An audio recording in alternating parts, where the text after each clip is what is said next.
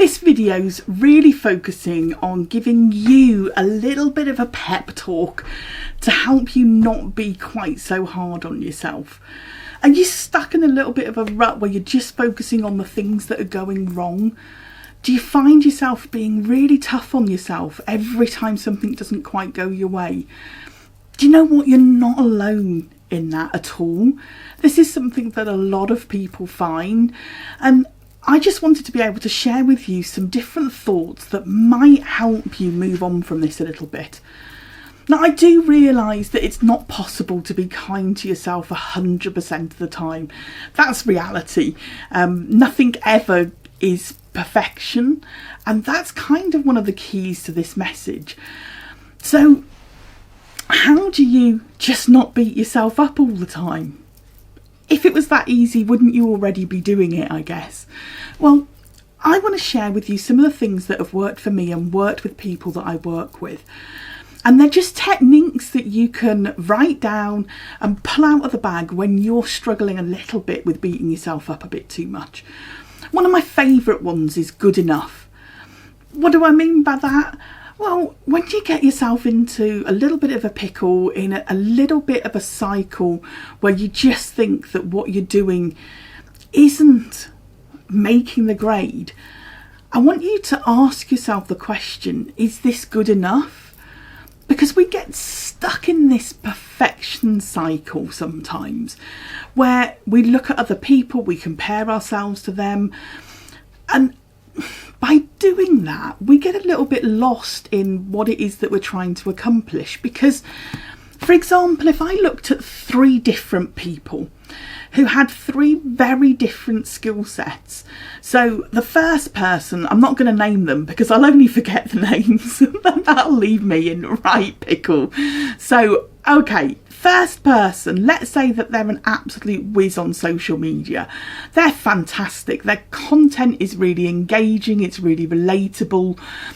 They're absolutely amazing. Second person is superb at copy. What do I mean by copy? What they write. They can spell, they've got great grammar, they're really just have really great inspiring things to say in the written word. Whenever I see anything written by them, I always know that it's going to be done really, really well. There won't be any typos, there won't be any errors or spelling mistakes. So you know this isn't me I'm talking about. And let's just say the last person is super fit. Again, you know it's not me that we're talking about. But we've got these 3 different people who have 3 different sets of skills. And I think the problem with perfection is when we start to look at the people around us and have expectations for ourselves that, number one, that we'll be as good as they are at something, but also that we're going to be as good as all of these 3 different people. So clearly I'm a complete failure if I'm not an absolute whiz at social media, if I'm not brilliant at spelling and typo and grammar and all of those things, and I'm unfit. But actually the reality is, perhaps if we go and look at the first person, they might be brilliant at social media, but they're completely unfit. It might be, if we look at the person who's super fit, that they're absolutely rubbish at spelling. But sometimes we don't see that. We're just busy focused on, why aren't I better at this? So this good enough thing, I want you to spend a little bit of time just thinking, next time you go to do something and you're on the cusp of beating yourself up because it's not perfect, just ask yourself, is it good enough? So I don't need to know everything about everything. Have I got a good enough grasp about what I'm doing to give it a go? As you know, my YouTube channel's relatively new. Am I an expert on YouTube? Good God, no. Is what I'm doing good enough? Absolutely it is. And perhaps in 5 years' time I'll look back and see that it's really different to what I'm doing, but it's good enough for right now. So I enjoy posting on social media, but I'm the one who can't spell. I'm the one who's rubbish at grammar, and I'm always doing typos. But do you know what? What I do is good enough, and it's okay. I'm all right with the fact if I spell something wrong.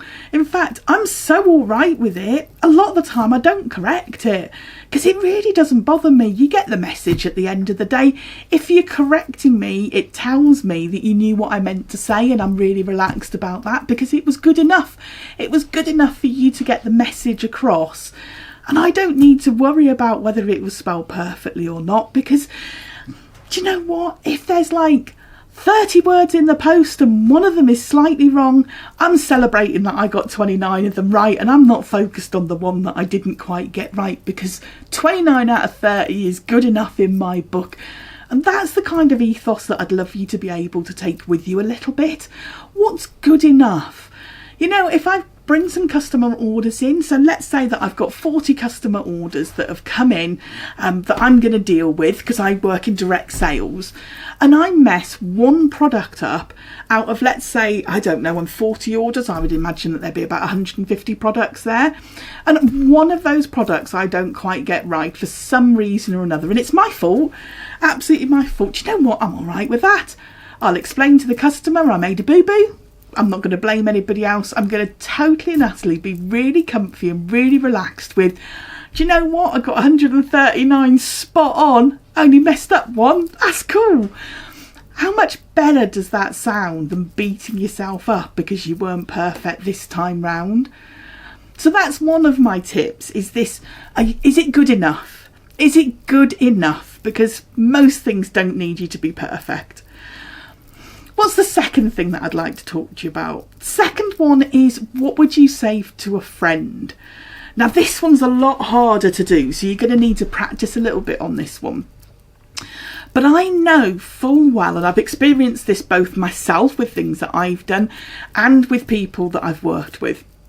I know full well that some of the things that you say inside of your head when you're beating yourself up about something, when you're being really tough to yourself, I know that you wouldn't say those things out loud to a friend. I know you wouldn't, because you're not that type of person. So let me give you an example. Years ago, when I used to try and be perfect, when perfection was a goal of mine, if I made a typo, just keeping it to what we've been talking about, I would genuinely be horrified, mortified, gutted, devastated, and I'm not exaggerating with those words. And one of the types of things that I would say to myself would be along the lines of, oh my God, how could you be so stupid, you absolute idiot, why didn't you check it first? I can't believe that you did that, I thought that you checked it, how could you miss it, you idiot. Does that sound familiar? But would you say that out loud to a friend? Would you look a friend in the eye and say, you're an idiot? I can't believe that you got that wrong. How stupid are you? Well, the vast majority of us would be like, I could never imagine myself saying that to somebody. Well, if you wouldn't say that to a friend, then please stop saying it to yourself. Because you should be your best friend. So if you find yourself being tough on yourself, like I said, this one's a bit harder to do. It might be after the event that you're able to spot it. But please, please, please think about those things you just said to yourself. Would you say them out loud to a friend? And if you wouldn't, then go back and correct those things and say, do you know what? Yeah, that was a bit of a balls up, but it's okay because it was probably good enough.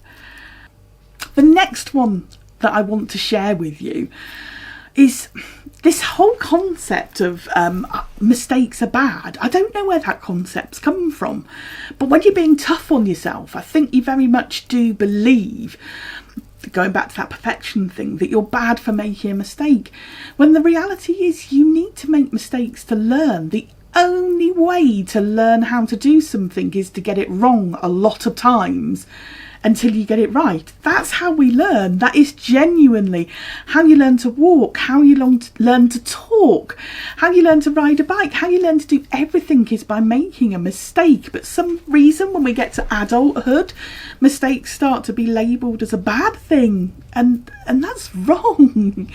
Mistakes are great because it's a learning opportunity, and it's okay, and it doesn't make you a bad person.